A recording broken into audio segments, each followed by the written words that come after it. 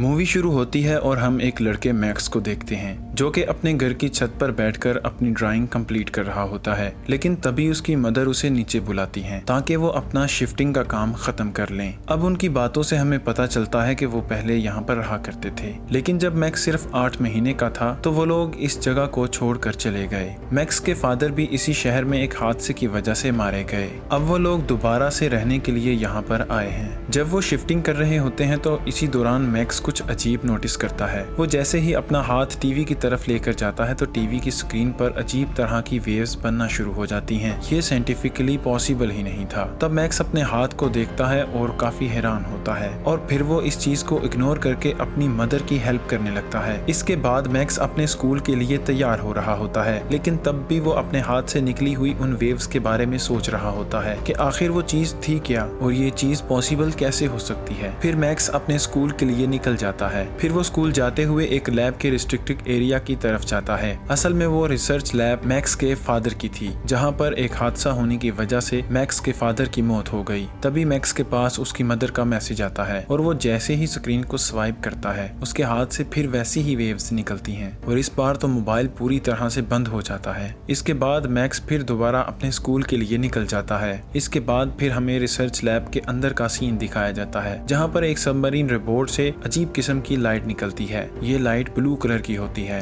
और ये submarine glow इसलिए कर रही थी क्योंकि मैक्स उसके आसपास ही था, जिसकी वजह से वो सबमरीन रोबोट एक्टिवेट होना शुरू हो जाती है। इसके बाद स्कूल जाते हुए रास्ते में एक गाड़ी से टकराने की वजह से मैक्स की साइकिल टूट जाती है और मैक्स दूर जाकर गिरता है। तब उसकी मदद करने के लिए कार ड्राइवर जो एक लड़की थी वो आती है और उस लड़की का नाम सोफिया होता है। वो मैक्स से कहती है कि स्कूल के बाद तुम मुझे मिलना, मैं तुम्हारी साइकिल ठीक कर दूंगी। इसके बाद जब मैक्स स्कूल जाता है तो हमें पता चलता है कि मैक्स के फादर इस शहर में काफी फेमस थे और लोग उनकी काफी इज्जत किया करते थे। स्कूल खत्म होने के बाद मैक्स एक जगह पर जाकर बैठ जाता है जहाँ पर वो उन वेव्स यानी अपनी पावर्स के बारे में सोचकर काफी कंफ्यूज होता है। लेकिन तभी वहाँ पर सोफिया अपनी गाड़ी लेकर आती है और मैक्स की साइकिल को ठीक करने के लिए वो उसे अपने गैरेज में ले जाती है। गैरेज में जाकर सोफिया मैक्स की साइकिल को बिल्कुल ठीक कर देती है। इसी दौरान हम नोटिस करते हैं कि वो दोनों एक दूसरे से मिलकर बहुत खुश हैं। इसके बाद मैक्स अपने घर वापस चला जाता है। घर आकर मैक्स अपने घर में माइल्स नामी शख्स को देखता है और उसकी मदर उससे बात कर रही होती है। असल में ये शख्स यानी माइल्स उसके फादर का एक अच्छा दोस्त होता है और मैक्स के फादर के साथ काम किया करता था और ये इनका एक फैमिली फ्रेंड भी था। फिर हमें उसी रिसर्च लैब में वही सबमरीन रिपोर्ट दिखाया जाता है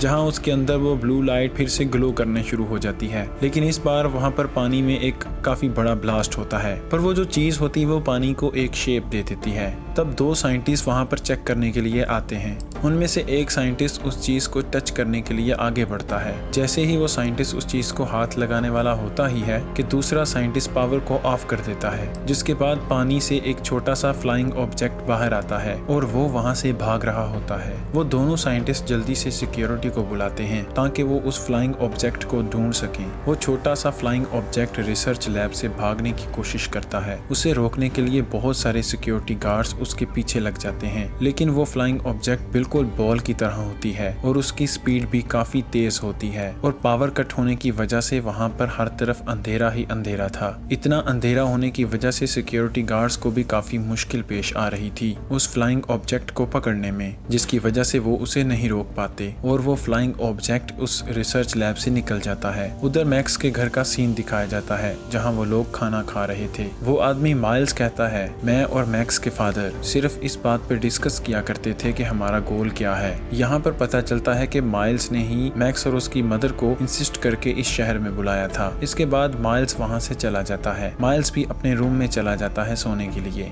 फिर वो कमरे में आने के बाद कंप्यूटर में अपने फादर के रिसर्च लैब में होने वाले हादसे के बारे में सर्च करता है जिसमें उनकी मौत हुई थी। वहाँ से मिलने वाले क्लिप्स की वजह से हमें पता चलता है कि एक बहुत बड़े तूफान की वजह से मैक्स के फादर की डेथ हुई थी, लेकिन नेचुरली ऐसा तूफान पॉसिबल ही नहीं है। तो इसका मतलब यह है कि वो तूफान किसी ने खुद बनाया था, लेकिन वो तूफान किसने बनाया था, किस मकसद के लिए बनाया था, इसके बारे में हम आगे जानेंगे। अभी मैक्स उन क्लिप्स को देख ही रहा होता है कि तभी अचानक से उसका कंप्यूटर ऑफ हो जाता है।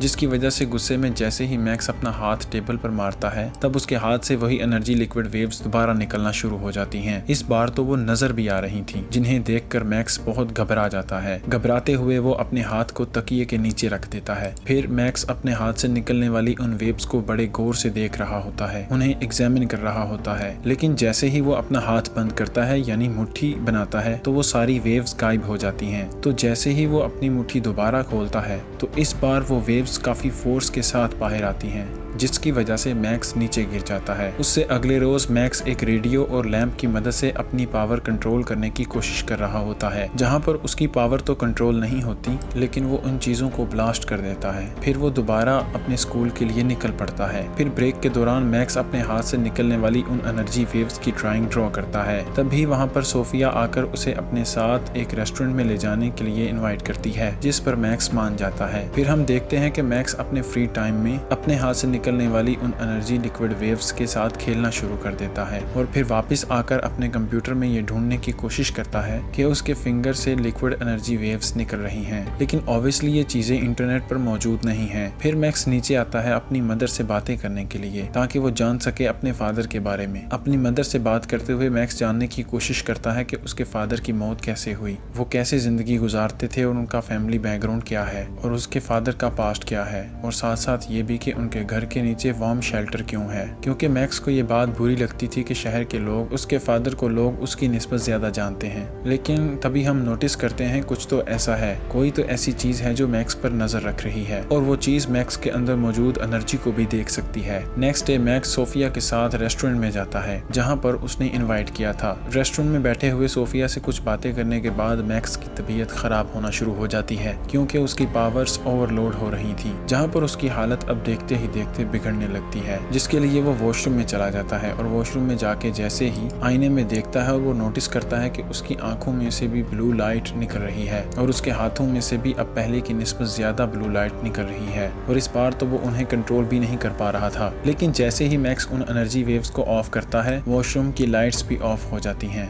जिसकी वजह से वहाँ पर हर तरफ अंधेरा हो जाता है। अब तो मैक्स की बॉडी से भी ब्लू कलर की लाइट निकलना शुरू हो जाती हैं, जो कि काफी हैरान कर देने वाली बात है। इसका मतलब यह है कि उसकी पूरी बॉडी में ही एनर्जी वेव्स हैं, ना कि सिर्फ उसके हाथों में। अब इन सब की वजह से जाहिर सी बात है मैक्स बहुत डर जाता है। फिर वो सोफिया को वहीं पे अकेला छोड़कर वहां से भाग जाता है। यहाँ पर हम नोटिस करते हैं कि जो चीज मैक्स पर नजर रख रही थी मैक्स का पीछा करते हुए रेस्टोरेंट में भी आई हुई थी। अब जहाँ जहाँ मैक्स जा रहा होता है, भाग रहा होता है, वो चीज भी उसका पीछा करती है। मैक्स भागते भागते जंगल में चला जाता है। जंगल में पहुंचते ही मैक्स की बॉडी में से निकलने वाली एनर्जी वेव्स बहुत ही ज्यादा तादाद में बाहर निकलती हैं, यानी कि उसकी एनर्जी वेव्स अब आउट ऑफ कंट्रोल हो गई थी, जिसकी वजह से अब सिचुएशन भी कंट्रोल से बाहर होती हुई नजर आ रही थी। इससे डरते हुए घबराते हुए मैक्स बहुत जोर से चिल्लाता है, जिसकी वजह से बहुत सारी एनर्जी वेव्स उसकी बॉडी से बाहर निकलती हैं। यही वजह बनती है कि मैक्स फौरन बेहोश हो जाता है। अगले सीन में मैक्स अपनी आंखें खोलता है, वो भी अपने घर की बेड पर, लेकिन उसे ये समझ नहीं आती कि वो तो बेहोश हो गया था, लेकिन वो अब यहाँ घर में कैसे पहुंचा। और वो जैसे ही फ्रेश होने के लिए वॉशरूम में जाता है वो देखता है कि उसकी टी शर्ट पर बहुत छोटे छोटे सुराख बने हुए हैं और ये सब कुछ उस एनर्जी वेव्स के बाहर निकलने की वजह से हुआ। अब वो जैसे ही अपनी टी शर्ट को रिमूव करता है तो उसकी चेस्ट पर हम अजीब तरह के निशानों को नोटिस करते हैं। तब ये देखकर मैक्स तो बहुत डर जाता है और काफी घबरा जाता है और मैक्स जैसे ही मिरर के पीछे पड़ी हुई मेडिसिन को लेकर दरवाजा बंद करता है तो उसके पीछे हमें वही छोटा फ्लाइंग ऑब्जेक्ट नजर आता है, जिसकी वजह से मैक्स डरते हुए अपने रूम में जाकर अपने रूम का दरवाजा बंद कर लेता है। लेकिन वो फ्लाइंग ऑब्जेक्ट मैक्स के कमरे में भी घुस जाता है। यहाँ पर वो फ्लाइंग ऑब्जेक्ट बोलता है और अपना नाम बताता है और कहता है कि मेरा नाम स्टील है और मैं एक सिलिकॉन बेस्ड लाइट फॉर्म हूँ। इसका मतलब मैं एक आउटर स्पेस से आया हुआ एलियन हूँ और मेरा बेसिक काम है तुम्हें यानी मैक्स को प्रोटेक्ट करना। इसके बाद हम देखते हैं कि मैक्स की बॉडी से फिर से एनर्जी वेव्स निकलना शुरू हो गई हैं। तब उसके बाद हम देखते हैं कि स्टील उस निकलने वाली एनर्जी को ऑब्जर्व कर लेता है। क्योंकि मैक्स को स्कूल भी जाना होता है इसलिए वो स्टील को अपने बैग में डालकर अपने साथ स्कूल ले जाता है। लेकिन मैक्स स्टील को उसी जगह छोड़ने जाता है जहाँ वो उसे पहली दफा मिला था, यानी कि जंगल में। जंगल में स्टील मैक्स को बताता है कि तुम्हारे जिस्म से निकलने वाली वेव्स की वजह से ही तुम जिंदा हो। अगर मैं तुम्हारे जिस्म से निकलने वाली उन एनर्जी वेव्स को ऑब्जर्व नहीं करूंगा तो तुम ब्लास्ट हो जाओगे।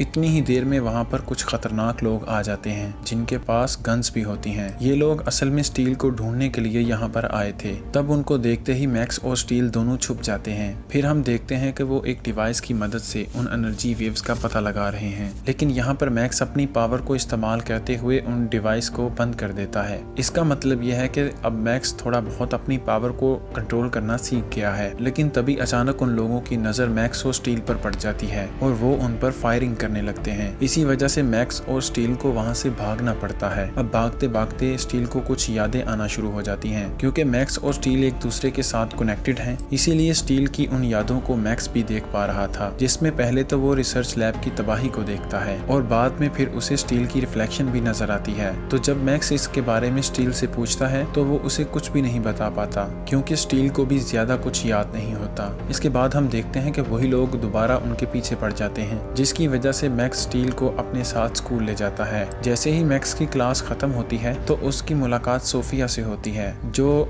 मैक्स को फिर से रेस्टोरेंट में आने के लिए इनवाइट करती है। जैसा कि हम जानते हैं मैक्स अपने बैग में स्टील को छुपा कर लाया था, इसलिए वो बैग में अनकंफर्टेबल होकर हलचल कर रहा होता है, जिसकी वजह से मैक्स को वहां से जाना पड़ता है। फिर वो दोनों एक ग्राउंड में जाकर बैठ जाते हैं और डिस्कस करने लग जाते हैं कि ये सारी सिचुएशन को कैसे कंट्रोल किया जाए। तभी उस वक्त मैक्स के बैग से एक ड्राइंग बाहर आती है, जहाँ पर उसने अपने ही फादर की रिसर्च लैब को ड्रॉ किया हुआ था। तब ये देखकर स्टील उसे बताता है कि हमको मारने के लिए अल्ट्रा लिंक्स आएंगे। अल्ट्रा लिंक्स भी असल में एक एलियंस ही होता है और यही अल्ट्रा लिंक्स की वजह से ही मैक्स की फादर की मौत हुई। इसके बाद वो दोनों मैक्स के फादर की रिसर्च लैब में जाते हैं और अब ये लैब पूरी तरह से वीरान होती है। वहाँ पर जाकर मैक्स अपनी पावर्स की प्रैक्टिस करने लगता है, जहाँ पर मैक्स बहुत सारी नई नई चीजें करता है, जैसे कि वो वहाँ पर मार्शल आर्ट करता है, पार्कर करता है, जिम्नास्टिक करता है और बड़े बड़े जंप भी लगाता है। इन शॉर्ट इतने थोड़े टाइम में ये सब करने की पावर उसमें आ जाती है। फिर मैक्स गलती से एक काफी बड़ा जंप कर देता है और ऊपर जाकर बाय मिस्टेक वो नीचे गिर जाता है, लेकिन उस टाइम पर स्टील उसे बचा लेता है। लेकिन तभी वो दोनों आपस में लिंक्ड हो जाते हैं, जिसकी वजह से वो दोनों ट्रांसफॉर्म हो जाते हैं एक अलग ही तरह के सूट में। ट्रांसफॉर्म होते ही मैक्स को कुछ अलग तरह के विजन्स आते हैं, जो कि स्टील की मेमोरी होते हैं, यानी कि वो उसकी यादें, जिसमें वो अपने फादर को देखता है और मैक्स के फादर स्टील को देखते ही पहचान जाते हैं। इसके बाद जब वो दोनों अनलिंक्ड होते हैं तो मैक्स स्टील से पूछता है कि तुम मेरे फादर को कैसे जानते हो, लेकिन इसका जवाब स्टील नहीं दे पाता, क्योंकि उसको भी कुछ याद नहीं होता। लेकिन वो सिर्फ इतना कहता है कि जिस तूफान से तुम्हारे फादर की मौत हुई थी वो असल में एक अल्ट्रा लिंक था।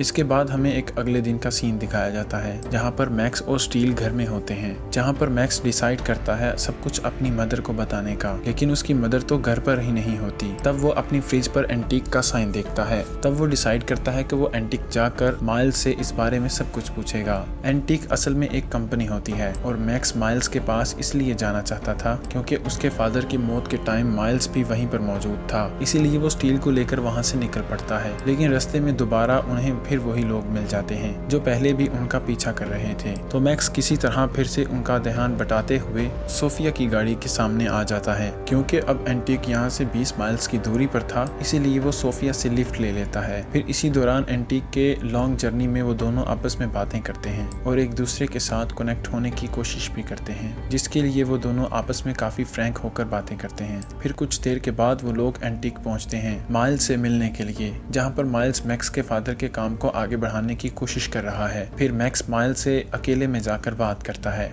असल में मैक्स ये जानना चाहता था जिस रात उसके फादर की डेथ हुई थी उस रात एक्चुअल में उसके फादर के साथ हुआ क्या था, लेकिन ये बात माइल्स को भी पता नहीं होती, क्योंकि वो तो मैक्स के फादर की मौत के बाद वहाँ पहुंचा था। तभी माइल्स मैक्स को एक डिवाइस दिखाता है जो कि मैक्स के ही फादर का बनाया हुआ एक मॉडल है। ये डिवाइस एनर्जी को यूज करती है, लेकिन अगर सिंपल बताया जाए तो ये डिवाइस क्लीन एनर्जी का सोर्स है। इसी दौरान मैक्स की तबीयत फिर से खराब होना शुरू हो जाती है, क्योंकि उसकी बॉडी के अंदर जो मौजूद एनर्जी वेव्स थी वो फिर से एक्टिव होना शुरू हो जाती हैं, वो फिर से ओवरलोड होना शुरू हो जाती हैं। तब उसकी बॉडी से निकलने वाली एनर्जी वेव्स को माइल्स भी देख लेता है, जिसे देखकर वो बहुत ही ज्यादा शॉक्ड हो जाता है और मैक्स पहले की तरह वहाँ से भाग जाता है। भागते भागते मैक्स एक जगह पर आ जाता है जहाँ पर एक अजीब सा तूफान उसका पीछा कर रहा था। इसी दौरान एक औरत की गाड़ी रेलवे ट्रैक पर आकर फंस जाती है। तब मैक्स उस लेडी की हेल्प करने के लिए जाता है और वो अपनी पावर से उसकी गाड़ी को स्टार्ट भी कर देता है। अब देखते ही देखते वो तूफान मैक्स को अपनी तरफ खींचने लगता है। जब वो मैक्स को निगलने ही वाला होता है तो बिल्कुल ठीक टाइम पर वहाँ पर स्टील आ जाता है। यहाँ पर वो दोनों लिंक्ड होते हैं और एक बार फिर से उस सूट में ट्रांसफर हो जाते हैं और इस बार मैक्स काफी अच्छे से उस सूट का इस्तेमाल करता है और अपनी ताकत ताकत को इस्तेमाल करके उस तूफान को ख़त्म कर देता है। वो तूफान भी एक अल्ट्रालिंक था। उस तूफान को ख़त्म करने के बाद जब मैक्स अल्ट्रालिंक की जानिब बढ़ता है तो वो देखता है कि वो अल्ट्रालिंक बिल्कुल स्टील की ही तरह दिख रहा है। तो इसका मतलब साफ था, स्टील भी अल्ट्रालिंक का हिस्सा है। यहाँ पर फिर से मैक्स को विजुअल्स आने लगते हैं। इन विजुअल्स को देखकर ऐसा लगता है कि स्टील ने ही मैक्स के फादर को मारा है,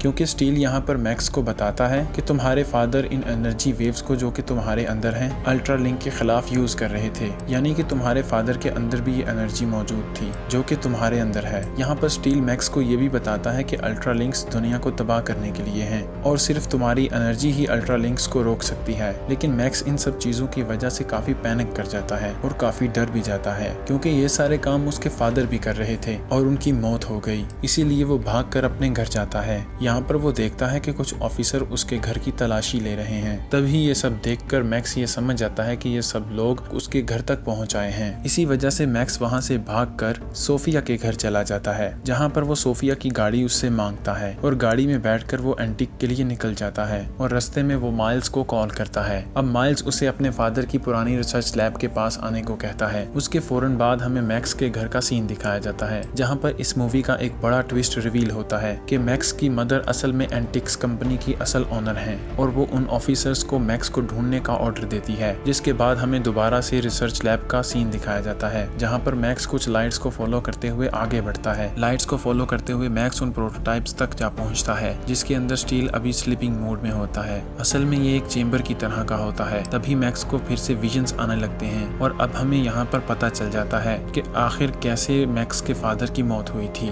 ये असल में स्टील की वजह से नहीं बल्कि माइल्स की वजह से हुई थी, क्योंकि माइल्स ही असल में उन अल्ट्रालिंक्स के साथ मिलकर मैक्स के फादर को मार देता है और मैक्स के अंदर मौजूद जितनी भी वो पावर एनर्जी होती है उसको बाहर निकाल लेता है। मरने से पहले मैक्स के फादर स्टील को ये ऑर्डर देते हैं कि जब मैक्स बड़ा हो जाएगा तो स्टील तुम उसके पास जाकर उसको प्रोटेक्ट करना। बस इतना कहते ही मैक्स के फादर की मौत हो जाती है। तभी हम पीछे से माइल को देखते हैं जो कि अपने सूट के साथ वहाँ पर आता है। माइल्स को देखते ही मैक्स उसे मारने की कोशिश करता है, लेकिन वो माइल्स के आगे कुछ भी नहीं कर पाता। इसके बाद माइल्स मैक्स को उस चैम्बर के अंदर जाने को कहता है। तभी मैक्स उस चैम्बर के अंदर जाते ही फिर से स्टील के साथ लिंक्ड हो जाता है, लेकिन इस बार वो अपने सूट को पूरी तरह से कंट्रोल कर पा रहा था। इसके बाद वो दोनों यानी मैक्स और माइल्स आपस में लड़ते हैं और यहाँ पर हमें उनकी जबरदस्त फाइट देखने को मिलती है। यहाँ पर मैक्स माइल्स पर भारी पड़ता है और उसे मार डालता है और इसी फाइट के दौरान असल में रिवील होता है कि मैक्स के फादर कोई इंसान नहीं थे,